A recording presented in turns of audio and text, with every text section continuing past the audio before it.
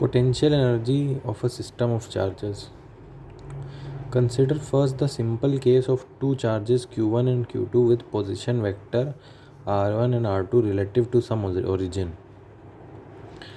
कह रहा है कि दो चार्ज ले लो q1 q2 जिसके पोजीशन वेक्टर हो r1 r2. Let us calculate the work done externally in building up this configuration. ऐसी कॉन्फ़िगरेशन को बनाने के लिए कितना वर्क डन लगेगा ये हम लोग कैलकुलेट करते हैं. This means that we consider the charges q1 and q2 initially at infinity. पहले हम एज्यूम करेंगे कि ये दोनों चार्जेस इन्फिनिटी पर हैं. And determine the work done by an external agency to bring the charges to the given location. और फिर डिटरमाइन करेंगे कि कितना वर्क लगा एक्सटर्नल एजेंसी को वहाँ चार्जेस को वहाँ से यहाँ लाने में. There is no external field against which work needs to be done. कोई एक्सटर्नल फील्ड तो है नहीं जिसके अगेंस्ट वर्क करना पड़े. So work done in bringing q1 from infinity to r1 is zero. तो इन्फिनिटी से q1 को जब लेके आओगे, पहले चार्ज को लेके आओगे, तब तो कोई वर्क डन होगा ही नहीं क्योंकि कोई एक्सटर्नल एजेंसी है ही नहीं. तो पहला q1 को ले आए तो zero. This charge produces a potential in space given by. अब ये जो q1 चार्ज है ये इतना पोटेंशियल बना रहा है स्पेस में. Where r1p is the distance of point p in space from the location of q1. From definition potential work the work done bringing charge q2. अब q2 चार्ज को कितना लगेगा, q2 मल्टीप्लाइड बाय पोटेंशियल. तो वही हो गया, देखो q1 q2 1/4 pi epsilon r12. तो इतना वर्क डन लगेगा.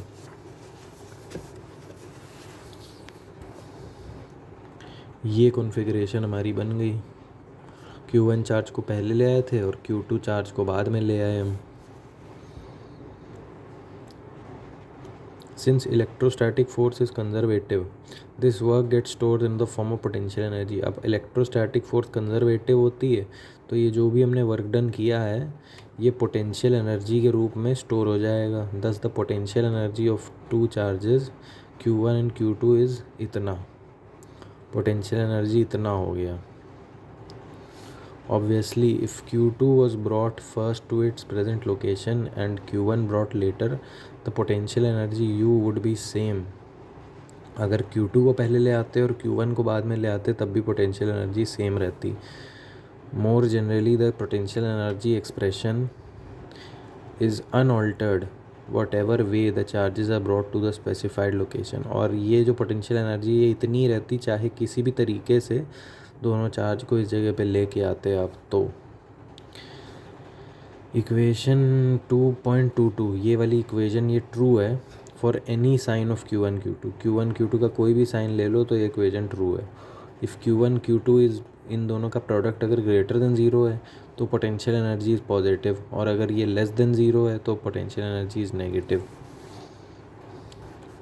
अगर नेगेटिव पोटेंशियल एनर्जी का ये मतलब है कि ये जब आप ये चार्ज की कॉन्फ़िगरेशन बना दोगे तो वर्क आपको मिल जाएगा, आपको लगाना नहीं पड़ेगा, आपको वर्क मिल जाएगा. अब कह रहा है let us calculate the potential energy of system of 3 charges. 3 charges के लिए कैसा रहेगा. तो पहले चार्ज को आप ले आओ तो पहले और दूसरे चार्ज को ले आओगे तो ये इक्वेशन आपकी बन जाएगी q1 q2 4 pi epsilon r12. अब इसके बाद अब q1 और q2 जो हैं वो एक पोटेंशियल बना रहे हैं पॉइंट p पे, जो कि ऐसे इस इक्वेशन से मिल रहा है आपको 1/4 pi epsilon q1 bye r1p plus q2 पर आई r2p. दोनों का एडिशन है पोटेंशियल्स का. अब q3 जब आएगा तो q3 सब दोनों के साथ मल्टीप्लाई होगा. तो पहले इसके साथ q1 के साथ q3 मल्टीप्लाई होगा, फिर q2 के साथ मल्टीप्लाई होगा.